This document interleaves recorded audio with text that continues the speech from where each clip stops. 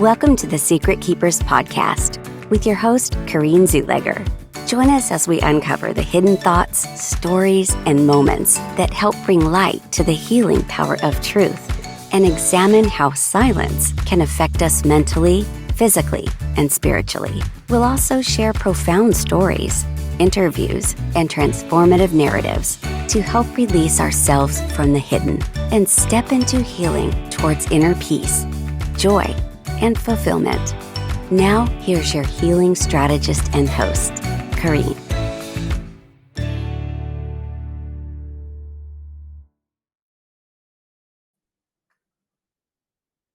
Welcome to the Secret Keepers Podcast. And today, my guest is Dr. Shana Gourdine, and I am going to let her tell you a little bit about her amazing self. Hello, everyone. I am Dr. Shana Gourdine, better known as the lady behind the mask. I'm the empowerer, the inspirator, and the motivator for you. I am here to help you dedicate yourself to your full potential and to show up and know how to show out. I love it. That just gave me goosebumps when you said it, especially the word like motivator. So powerful. So powerful. So, one of the reasons that I know her is because we did a book together. I was one of the contributing authors of a chapter in a book that she released called Turning Pain into Purpose. I'm sorry, Turning Pain into Purpose. And it is now available in a hard copy. So that's so exciting. Yes, and we Yay! hit number one bestseller in the spiritual category. So super excited. That is, right, and you can get it on Kindle, and I learned that you can download an app for your iPhone that is for the Kindle, Oh, so wow. I See, I now didn't know that either. yeah, yes, so that was really exciting for me because, I didn't think I could read books on my phone, but now I can, so that's super exciting. If you are an iPhone user, you can just download the app and get that Kindle version, or you can go to Amazon and get a hard copy, which we would really love and appreciate as well. So, with that in mind, let's talk a little bit about that particular book and what was it that brought that inspiration to you? What put that on your heart?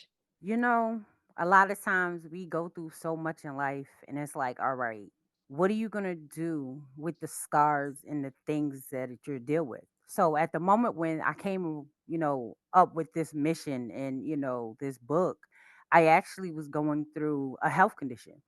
Back in April, I found out, well, actually, let's circle back. Back in February, I had got a CAT scan done. I go each year to get a CAT scan done on my kidneys because I have Mhm. polycystic kidney disease.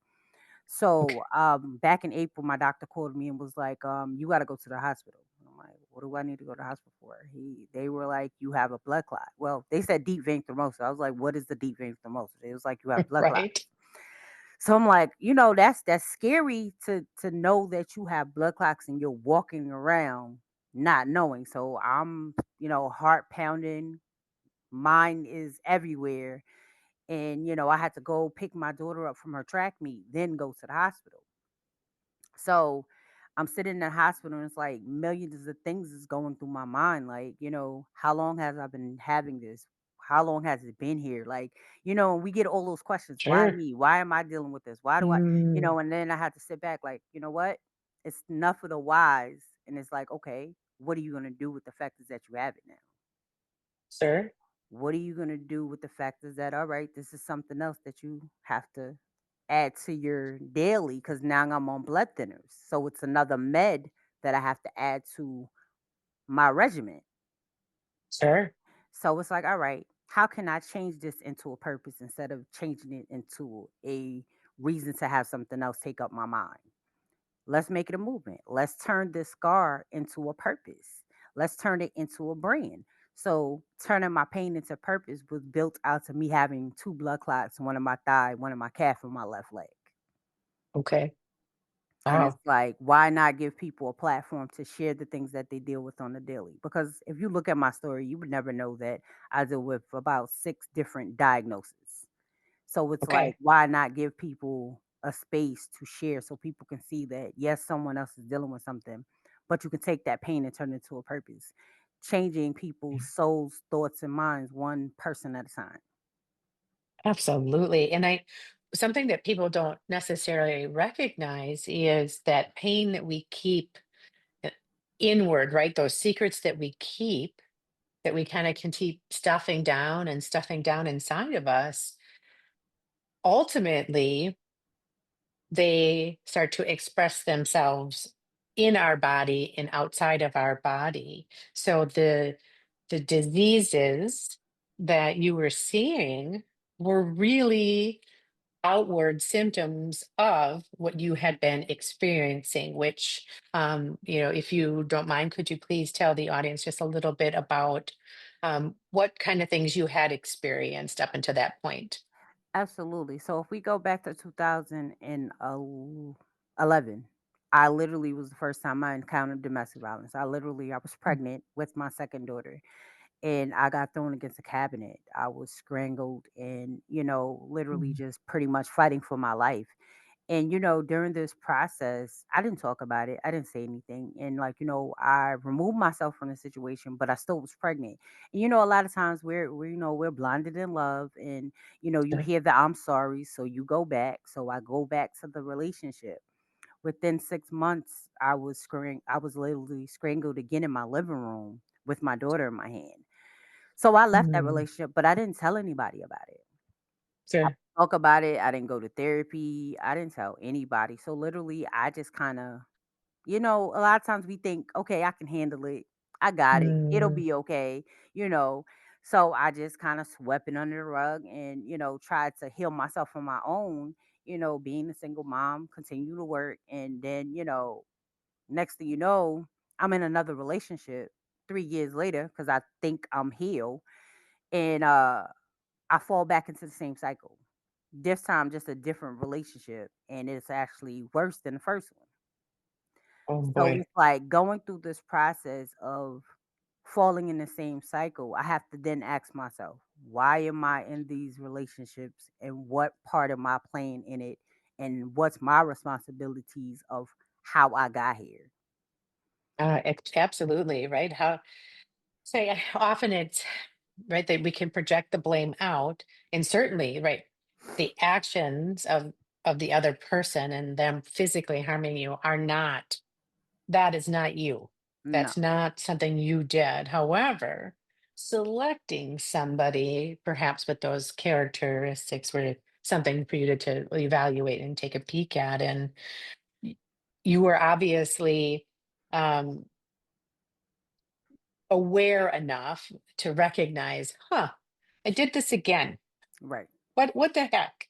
right. And then you made a different choice. I did. So, yeah, so tell me a little bit about what those choices looked like. You said you took responsibility for it, and this is a chance for you to step into doing some healing, some transformation of yourself.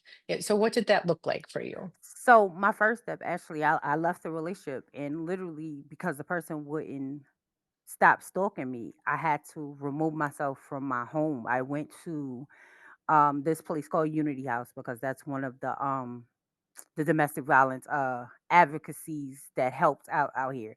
I didn't stay in the shelter, but I worked with them. I stayed somewhere else, but I worked with them through my process. I filed the restraining order. I did the counseling through them. I was doing their different programs that they have. Like, they had an art program that you could do. They had this thing called STEM, which was called Strong Through Every Mile. So every other Tuesday we went to the park and we prepared for a 5 mile marathon that we did for domestic violence that this lady had, that she did because of her daughter. So, just taking the process of going to therapy and going through the tools and understanding why I was dealing with the people I was dealing with, or accepting and not setting boundaries, and just allowing the situations to happen without setting the boundaries that needed to be set. You know, I Sure. I learned about me healing through this process of going through this trauma, because as I went through this trauma, I picked up anxiety. I wanted Okay. to have all my windows closed. My doors needed to be locked. I was very like antsy. I didn't want to be out in crowds. It was to the point to where I had like the PTSD because I got attacked from the person that was stalking me in church. So literally, like the thing that the person had on the day they attacked me, every time I would see somebody with that on, I got anxiety. I felt Sure. myself Right. sweating, the palms and all these things. So Yeah. I learned the tools of dealing with my anxiety, my PTSD, and just basically learning boundaries and tools that I needed for myself. And I learned how to love myself again. I learned how to forgive myself for the stages that I put myself through, and also when I felt like I blamed myself for allowing my kids to go through it. So me relearning Oh, myself, me forgiving for the things I put my kids through, me forgiving myself for even allowing it to happen or settled for these situations. The tools, yeah. learning to love myself again, growing through it, healing through it, and taking the lessons through the growth. I call it the glow up after the grow up. Okay. I love that. And let's unpack that a little bit because there was like so much in there. It's like, whew, so many nuggets in there of things that you were talking about. Because so I'm hearing you. It's like typically I ask people, how did the secret affect you physically, mentally, spiritually, emotionally? And what I'm hearing is that this affected you on all those levels. Yes. So, um, so talk to me a little bit about um from a emotional mental component. You talked about suffering from anxiety and PTSD. um and talk just a little bit like more in depth about like what did that look like and how did it resolve? How did you work to get to the other side of that? Well, like a typical day sometimes is that, maybe not wanting to even go outside to like Mm, literally go drop my kids off, or not wanting to be in a public place because I might feel that my attacker might be around.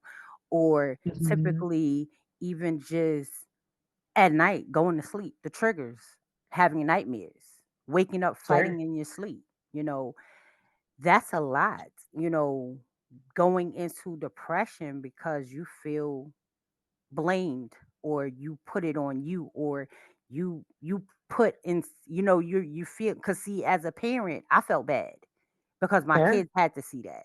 So Sure. I felt bad as a mother and having two daughters that they had to see me go through that. So Sure. that was a lot to carry in itself. That's understandable. I could Yeah. and I can see that, right? Because now you're looking at it and you're feeling fear is what I'm hearing, is that Mhm. there was an overwhelming sense of fear. But then also, um, it sounds like you maybe have been carrying some guilt and some Mhm. shame because Mhm. how could I let this happen, and how Right. could I put my kids through this? And so I hear a lot of you taking on personal ownership for somebody else's behavior, right? So Correct. the abuser was the one Right. really those emotions. And as their mother, you're looking to break this cycle. You're like, heck Correct. no, like this is not going to be happening to my children. Um, would you say, did you ever witness anything like this in your childhood? Did you ever see anything like that? I didn't. No. Nope. Isn't it something how, because like you don't know what you don't know, right? So Right. now you're in these relationships with these men and they're harming you and you don't necessarily know this isn't normal. I'm going to put that in air quotes. That this behavior is unacceptable. And Right. so I heard you say too that you learn to create boundaries. Mhm. So talk to us a little bit about boundaries, because if I'm somebody out there and I don't even really understand what you're talking about, like boundaries, what do you mean by that? Well, for one thing, you have to know your worth and know, that you matter. So, one, the way a person Mhm. talks to you or the way a person handles you, you have to set boundaries on what are you going to allow and how you're going to Right. allow it. Two, Mhm. if the word is no, it's no, and nothing they can say to change that. It's literally Mhm. no. You're not gonna call me out my name and then I'm supposed to change what it is because you are mad because I'm not gonna do what you want. Right. Um, The other things of boundary is, evaluate, do this purpose, is this person bringing purpose to your life? Not happiness, but purpose, Mm, mm, because your peace is everything. And sure. in your boundary box, your happiness, joy, you know vulnerability, that's all in your box. And now is, who do you decide to sit at that table with you? It's not that you have to settle for who sits there. You have to decide on who sits there.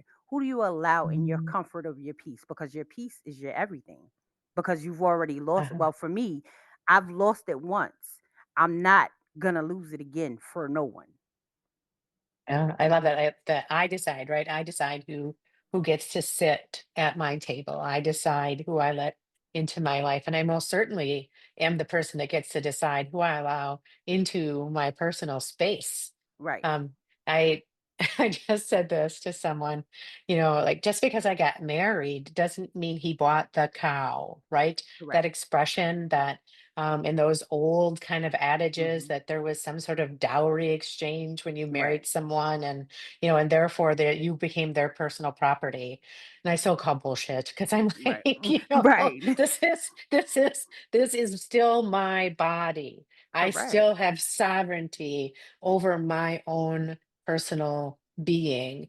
And um I think that can get misconstrued, right? It's like, well, Mhm. you married me, so Right. therefore you have to do whatever I tell you to do. And that And is then not that the becomes case. right.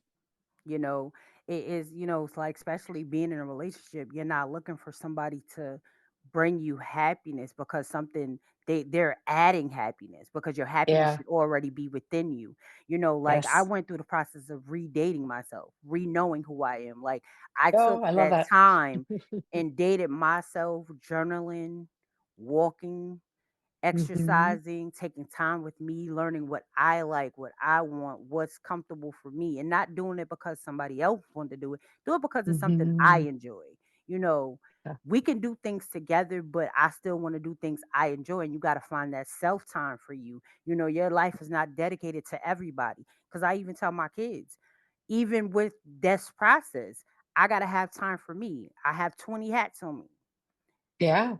you You're a know busy a- woman. as you learn yourself through these processes, you still got to Mhm. have time for yourself and have no one make you feel bad about it, because at the end of the day, Mm. if your cup is empty, how are you refilling it for other people? So you Right. have to take Yeah. that time out, even if it's just going and taking a walk, taking a drive, Hmm. reading a book, watching a movie by yourself, taking a bath. Even like for me, grocery shopping is like a Yeah. self-care thing. Going and getting some deals, get just that's something that makes me happy. I love to cook. So Yeah. going to the grocery stores, finding me a good deal, like like some of our stores have like the buy one, get one free. I'm like, oh, it's a steal. That's I'm going to get me some buy one, get Yeah. one freeze.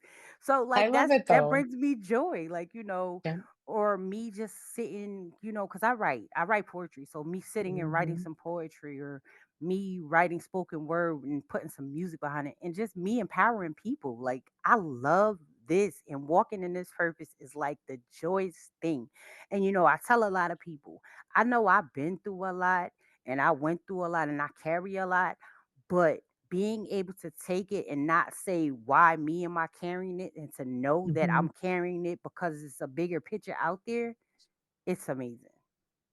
That's right. I think, right, to take, like the book says, right, to take the pain and turn it into The purpose, right? purpose. To share our stories, to let people know they're not alone, to show what the other side looks like, right? To live in that space of joy, to be able to live in a space of fulfillment where you know that you by yourself, I am worthy simply because I am. Right? I don't need another person to make me worthy, Correct. right? Another person gets to amplify and increase, like you said, your joy and your happiness, right? But your beingness isn't because of somebody Right. else. Your worthiness, your enoughness is not because of somebody else. And I love how you've been able to then model that for your daughters so that they Absolutely. can see this is how we get to the other side and break a cycle so that it doesn't continue to perpetuate down the line. And that's so beautiful. Um, Tell me, Sheena, what wisdom have you gained from going through this whole journey and from bringing the secret to light and therefore sharing it with others? What kind of wisdom have you gleaned? I'll definitely say one thing is to learn, just loving me again. And, Mm, doing this process of spiritually, mentally, and, just that soulful joy of taking the walk of knowing that you don't have to have someone there, because some people settle because they sure. don't want to be by themselves, or you know the thing that I've definitely learned is to use your voice. Like, it's powers in it. It's powers in your words. It's power in who you are. It's power in everything that you may think, feel, or do as a purpose. And we all was born with one. And until you understand Mhm. the value of how and who you are, whew, listen, peace is not going to be with you and satisfied enough in your glory until you walk into understanding that a lot of things you go through is a lesson. It's a lesson to help you grow, and it's a lesson to help you expand. It's, our scars is not our burdens. Our scars is our power. And we just got to learn how to Ooh, use it. yeah, that can be hard sometimes, I think, for Yeah. people, especially when you're like in the thick of it. Yeah. So Yeah. like I'm a woman Absolutely. and and I've got these small children at home and I'm being physically, emotionally, spiritually, mentally abused day in and day out. Yeah. How do I take that first step, Sheena? How do I like get out of this situation when you're told made your bed, now you got to lie in it, or that well, who's going to take you? You got two kids, and who's going to want you? You're damaged goods. All the garbage out there. Absolutely. The How first thing do is you? knowing that you're enough. Because until you've had enough of that situation, Mm, nobody can make you leave it. Because you can say, all right, I'm done, and then you're really not done. So until you know how much you matter and value who you are, and you've mhm, had enough of that situation, you'll never be able to walk away from it, because you're going to continue to draw yourself back, because you're going to make excuses to why I need to go back, why I need to stay. Oh, I can't leave. Like, I mm, remember going as an advocate after I finished the program through Unity House, and going back to the shelters between there and the YWCA and the St. Paul Center. Going, and there's ladies that are be like, "Oh, well, I was with them financially and I don't have any money. How does this mm, work?" Or, "Oh, I was there for my kids and they missed their parent, or their other sure. parent." Or like, I've had this situation tell a person was in a shelter and they got into a house and they were getting abused by the person that was with it, and they didn't want to go back to the shelter because they just got new furniture. So I asked the question, how much value are you valuing your life over the Mhm. materialistic thing that you have? You know, Sometimes we have to remember it's only one us. Other things you can rebuy. Absolutely. Like the material things are not, those are all replaceable. Right. And also I hear you saying, right, just when you know your worth. And so if I'm looking and saying, like I don't have any money, or I don't have any or I don't have any of these things, you're saying, right, you get a job. You can get a job, right? There are Right. services out there to Yeah. help you take those first steps to get out of the abuse. But the first awareness has to come in is that where you recognize I'm worth more than Than this. this. I'm Correct. worth having somebody be loving and kind and gentle with me, and not.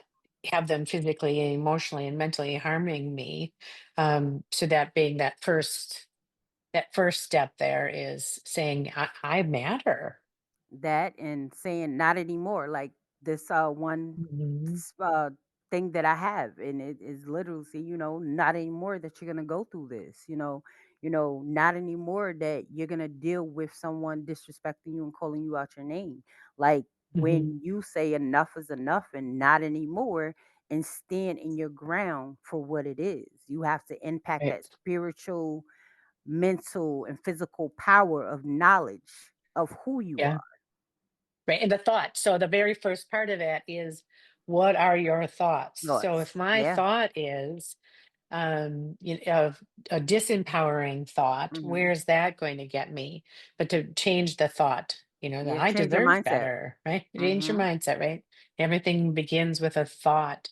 And I don't know that we recognize or acknowledge how powerful our thoughts are. So if I sit there and I believe, well, I'm not worth this, or their words are coming in, and in Mhm. the vibration of those words being shouted at you and the things that you're being told, the longer I stick around for that kind of abuse, the more it gets into my physical body, and then it Absolutely. can get housed in various parts of my body, because that energy does get stored. So again, starting with that thought process, starting with the way you talk to you, and the way that you allow other people to talk to you, and saying, nope, nope, not it, I'm out. Yeah. And you Start talked about setting those boundaries. yep, you talked about a whole list of things that you would do. um so, like with your poetry and your spoken word, but you also talked about getting out in nature, going for a walk, moving your body, right? These are all amazing tools that you used to help increase the good chemicals, right? So like when we can release dopamine and serotonin by doing those things that we enjoy, listening to music, moving our body, dancing, you're writing, being of service. You went Mhm. back and you worked in the shelters that help take care of you. And all of those things continue to feed your worth. Absolutely. And And it's it's so amazing beautiful. feeling. It's Yeah. Yeah. amazing. Like to get the emails and have people tell you, I helped them heal from a brokenness, or I help them to Mhm. restart their life, or I help them to, want to go back into society, because trauma can make you go into a shell. You wouldn't Oh trust yeah. people no more. You don't want to be around people. Like everybody's your enemy. And Yeah. the one thing I saw, like as I was going through the program and stuff, a lot of people still was mad. They still was angry. They were still frustrated. Sure. And in my mind is, they still got a hold on you, you being this mad. Mhm. If in life you're still this mad and you're not with the person, they still have a hold onto your life. They still have access. Yeah. They're still running room in your head. So in my mind, it's okay. What can I do different? So one, help other Mm. people not feel like that, and two, help Sure. myself not feel like that. So that's Yeah. where the combination of one, giving people a space to share their voice, two, giving people a direction that you can then internalize, take that frustration, put it on a mask, put it on paper. Yeah. Because if you get it out of you and you stop letting it fester inside of you, it will no longer find home inside of you. You have to Yeah. throw Take it your up. power back. You have to Mhm. take it out. You have to Yeah. gurgitate it. Take it out. Yeah. Because once you throw it up, now it's on paper. And you could go Mhm. burn it if you want to. But you Yep. have released it, and you Yeah. have That's let what it this is go. about. Yes, That's what you have this, let it go. the Secret Keepers is all about, bringing it out and not, right? Because like you said, once you release it, it loses its power over you. Because now we're not alone. Now there's others that can support us in this Mhm. journey, that can help you along. And I love that. Um, Sheena, tell me and tell the audience, if somebody wanted to find you, how they can. Absolutely. If you want to find me on Facebook, you would find me as Dr. Sheena, which is my name on here. And if you want Mhm. to find me on Instagram, it's the Lady Behind the Mask 22. My TikTok, when long as it stays up, is Sheena Gourdine Author 22. And on Twitter, it's the Lady Behind the Mask as well. And if you want to find things on my website, it's www.sheenaunmaskingmotivation.com. Awesome. Awesome. And I just tell me one more thing, because I know we talked a lot about wisdom that you've gleaned, but the most powerful piece of all of this and this whole journey and everything that you've been doing, what is the thing that just sticks with you the most, that golden nugget you want everybody to have? That you're powerful. The golden nugget is that you are totally amazing. Mm. I love that. You are powerful. You are amazing. You were created whole, right? Not just a part of you, but you're a whole person. So thank you so much for taking the time to be with us here on the Secret Keepers. And like I said, you can find her on Facebook and on TikTok and Instagram, and I will have all of that in the show notes. Thanks for listening.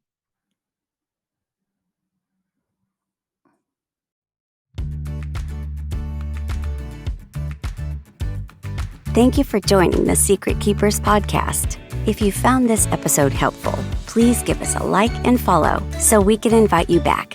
And if you just want more, visit CorrineZuleger.com. Remember, you're not alone.